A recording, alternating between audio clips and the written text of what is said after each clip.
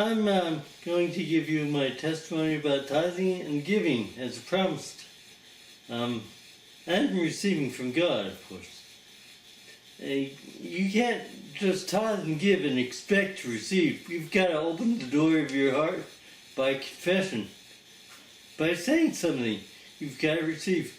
But anyway, here's how tithing and giving affected my life.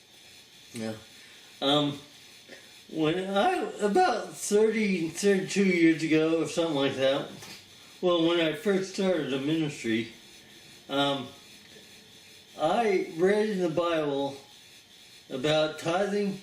I read Malachi chapter 3, verse 8 through 11.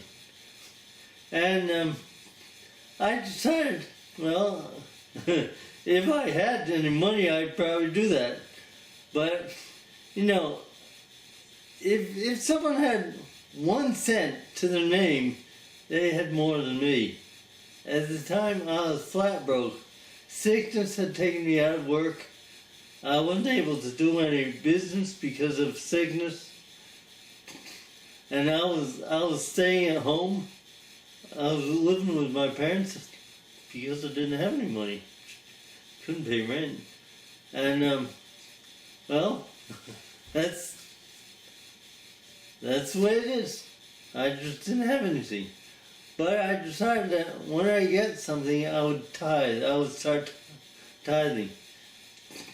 Well, believe it or not, my mother got me a job. See, my business, the business that I was taken out of was doing lawns, was lawn care. And she got me a job doing lawn care for my neighbor.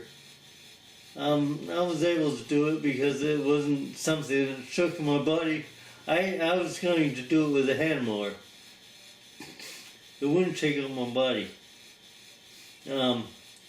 So anyway, I did that, and I got $5 for it. Now this was long back in the 80s, when the hourly wage was $3.75.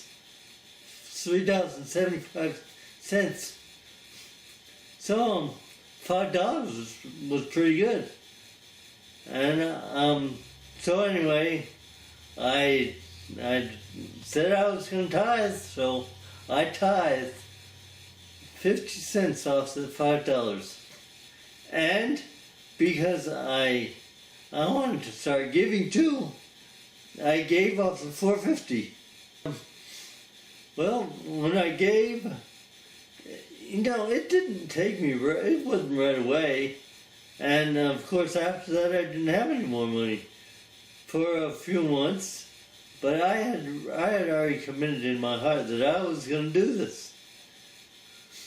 I said it and I committed it in my heart with God that I was going to do this. And, well, it took a few months. Well, my roommate and I, my friend who was a carpenter and I, we built a room, an apartment in our garage, in our barn, because, well, I was living in a room in my parents' house, but they had an inn, and as it would happen, when they wanted to open the inn, there was no room in the inn for me, so I slept in the barn. I slept in the barn, in the stables, just like Jesus. That's so cool. I love that. That's so cool. But anyway, after a few months, it got cold, and I had to get out of it. Well, right then, almost at the end of the time, when I had to get out of that apartment because it was cold, my mother brought me to welfare and applied for welfare for me. Remember, I was sick and I was not able to work, and stuff like that. Wouldn't happen. It didn't work for me. But then I was given got an apartment up in Pittsfield, Massachusetts. But first I was living down in Sheffield, Massachusetts, which is close to the borders of New York and Connecticut. And well, at the Colonel Ashley Inn, when we had an inn there. It's not there anymore. I don't think. Not, we don't own it. But anyway, when it got cold, I had to move out. Well, my roommate moved into his own apartment, but I had to move out I moved to Pittsfield, and got an apartment. But remember, I'm a tither and a giver. That apartment was paid for me. Yes, by my parents. They paid for it. And then I was making $200 a month with welfare. Also, some businesses got involved and they took care of my bills. So I was doing very well. I didn't have health insurance. I was still on my dad's health insurance, but whatever. And well, so I kept tithing, giving off that $200 a month. Started making more, and I guess within a month or two, that welfare decided to hand my case over to Social Security. So I guess I was making $300 a month then. But Social Security brought in SSI, which is Supplemental Security Income, and I was getting more. I forget how much. I was getting more money. Maybe about $350, I don't know, whatever. But anyway, so my tithes went up, of course, and my giving also went up. And I was receiving from God because of my will. Because I said, God, I'm receiving from you. I'm going to receive from you. That's why my bills were paid. And then, well, I moved again, back down. This time, not only to Sheffield, but to Housatonic. Housatonic is around Great Barrington, Massachusetts. But see, my dad had bought an apartment house there, and he asked me to live there and be the manager of it. So they came in to take care of the lawn, taking care of his place, and interviewing potential tenants and giving my dad the advice, whether he took it or not. I gave it to him. And of course I got a free apartment. The apartment was free for doing that. He didn't pay me for it, but I was getting Social Security and SSI, and I was getting food stamps because of them. So I was getting about $78, $79, $80 in food stamps, which was alright. It was good. And my bills, I think they were still paid for then. I forget. But I did that for a while. And then after a while again, I moved up to Pittsfield again. I had to pay my own rent, but of course the rent was very reasonable. And well, the landlord kind of thought of me as a son, because he really liked me, my honesty, my commitment to tithe. Got to him. He really liked me. He trusted me to take all the rent from that apartment house, all the rent to the bank for him, and bring back the receipt. I did. No problem at all. So I was paying my rent then, but businesses around were paying my utilities, paying my bills, and well, that was good. You know, I wasn't getting health insurance, but then again, I was still on my dad's plan. And, well then, finally God told me to move down to down to Tulsa. Well, first I went down there to scout out the place. I went down to Tulsa to scout it out. Well, I went to Kansas to scout it out. Lions and all that. And then I went down to Tulsa and Broken Arrow to see what they were like, scout them out. Scout out Rhema and ORU. Now I went back to up to Massachusetts, back up to my apartment, and God told me to fast and pray, and He told me to apply to Rhema. Apply, just apply, and so I did. And well, I sent that off, and a few months later, at the end of the summer, God told me to fast and pray again. He told me to move down to Tulsa. He told me to move down to Tulsa. And so I thought, well, hey, I'm going to Rhema then. But then I got, in the mail, I got a rejection notice from Rhema. I said, God, you got me. I'm moving to Tulsa. So I moved to Tulsa. Well, first I went back down to my dad's house, to my folks' house. Lived there for a little while because I needed to make up some money, get some money, and plus I needed to find someone, get an apartment in Tulsa.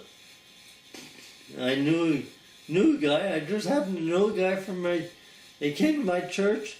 He was from Grace Fellowship in Tulsa, and he knew an apartment locator. I called him, got in touch with the guy, and got an apartment. And then I went to Grace when I got there. But anyway, so then I moved down, and I got the apartment. And my dad, this is what my dad said. He said, I will not pay you rent, and I will not pay any more schooling for you. Okay. Well, I figured that's fine. I mean, I'm 30, I guess 30 now, 30 by then. So, I mean, what should I need that for? I shouldn't need. So I moved down, I drove down to Tulsa. And then when I got to Tulsa, well, God gave me the money to move down. He did not give me the money to move back. So He had me move down, and well, my Social Security checks, I was out of money, and well, I didn't have much money left, and well, I went to Grace Fellowship. The rent wasn't due. The rent wasn't due for a while. My bills did not come in. My bills for my utilities and stuff did not come in for a month or two. For 2 months, actually. Was it 2 months? Yeah, it was 2 months, I believe. And I thought they would come in right away, but they didn't. But that's good, because I didn't get my checks either. And I went to church, and I got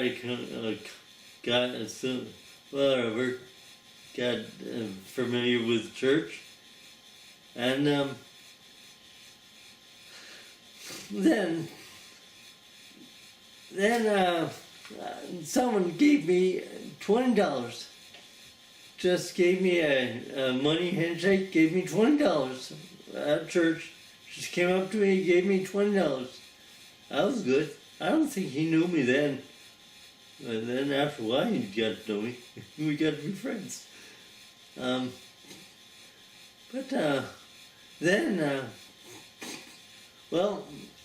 I got my Social Security check. But after a month, it was less. Well, I don't know why it was less, but I promised to tithe. The Social Security check was the exact amount for my rent. My rent was due, but my Social Security check was the exact amount. But what did I do? What did I say I was going to do for? I tithed first. I tithed of it. Because, hey, as far as I'm concerned, the money belongs to God. Well, so I tithed first. When I got home, my dad called me out of the blue and told me, said, I am going to pay your first month's rent. Wow! That was like, whoa! How was that happen? How did that happen? My father told me he wasn't going to pay my rent anymore. That's a miracle. And so then I got my bills, and that was the problem. I didn't have people taking care of my bills yet because no one, I just moved there.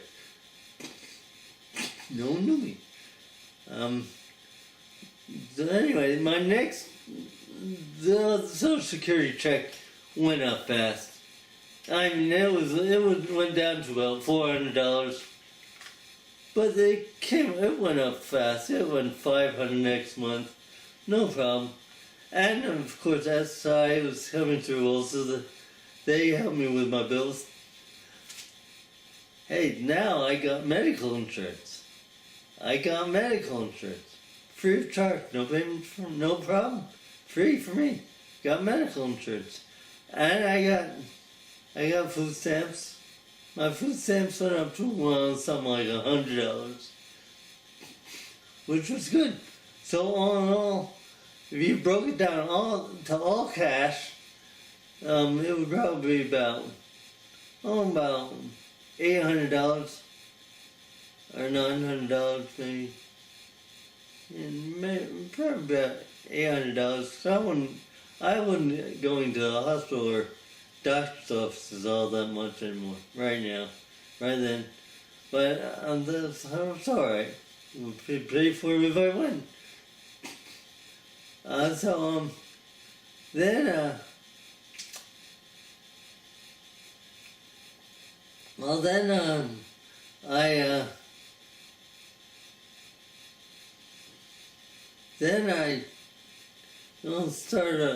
my own business again. Finance, debt-free business. It was financial release program. I wasn't a money handler, but it was just a program. I did the work. I helped someone. I never got paid. That's the what. God takes care of me. So I'm a tither. And, then, after a while, I moved again. And, again, my Social Security checks and all that went up. And, finally after a while, I wanted to get a house. Because in my apartments, every time I got an apartment, the rent went up every year. And it's like, come on. So, one thing is, I needed to get another computer. I was using an old 386 computer. I needed to get a Pentium. So, well, actually it's still on. I needed to get it. I told my dad that I was going to buy a used Pentium computer from a guy. No, actually I didn't even tell my dad that. But for some reason he called me, said don't get a computer. I don't know how I knew I was going to get a computer. He said don't get a computer, your brother's going to give you one. A new one. I don't know how he knew that. At the time, my brother was a Christian. I don't know if he is now, but hey, God can use it. Hey, in the Old Testament, he used a donkey. He can use anyone he wants. He used a cat for me once. He can use anyone he wants. Yes, it doesn't need to be Christian. Anyone. Anyway, so, I went to ORU for a semester, and I got a grant for it. But then my dad called me and said, I'm going to pay your books. Great, okay, that's good, that's saved me $80. And then I quit ORU. I went up to VBI, Victory Bible Institute. And my dad called me again and said, I'm going to pay your tuition and your books. Well, that was good. That's another quite a bit of money, I don't know. But then I wanted to get a house too. And so I got a good realtor from my church. And we went looking at condos. Condos, actually, not houses, but condos. Well, a lot of condo is a big. It's like having your own house, but paying for all the bills, paying for all the services done. Okay, whatever. So it's kind of like a cross between a house and an apartment, but you can do whatever you want in the house. It's your house. So anyway, I wanted a house. We looked at condos, and then my dad called me again and said, hey, my brother is going to buy me a condo. He bought me a 1,400 square foot condo, and of course, you know, there are fees and taxes. So my brother charged me $200 a month. Fees and taxes were $225 a month. Well, I kept telling him that, hey, you can raise the rent if you want. He said, no, I'm not going to do that. That's good. So anyway, I was also teaching at Victory, teaching Sunday school, and I was still on disability. And I was making about $600 cash a month, plus about $120 a month food stamps. Plus I was getting a medical expense fully paid. So I mean, if it were all in cash, I'd probably be making about I was going to the doctor more. I'm probably making about $1,200, $1,300, something like that a month. That's not bad. But I was still a tither and a giver and a receiver. Then after a while, God had, I guess, came down to the pastor of the church, Billy Joe Daugherty, and came down through him, said that I couldn't teach class anymore. So I prayed and said, God, what's going on? What about this? And God said, yes, move up to Kansas. So I moved up to Kansas. I went to a bank and looked. Well, actually, I found this online. Now, I went to the bank and I was able to get the bank. It was a no fees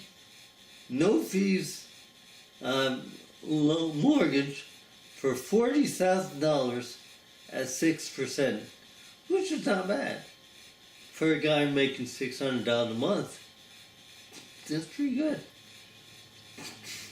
And so I came up to Kansas, found a house in Little River, Kansas. And I paid, I think, $26,000 or something like that. So that was not bad. And I started getting $650 a month. And 120 in food stamps a month. And health care paid and all that. And they started paying for glasses. That's good.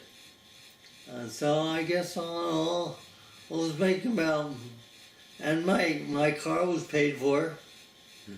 So all in all, I was making about, $1,300 a month. That's pretty good. Pretty good.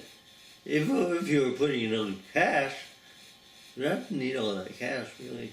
I'll probably give it.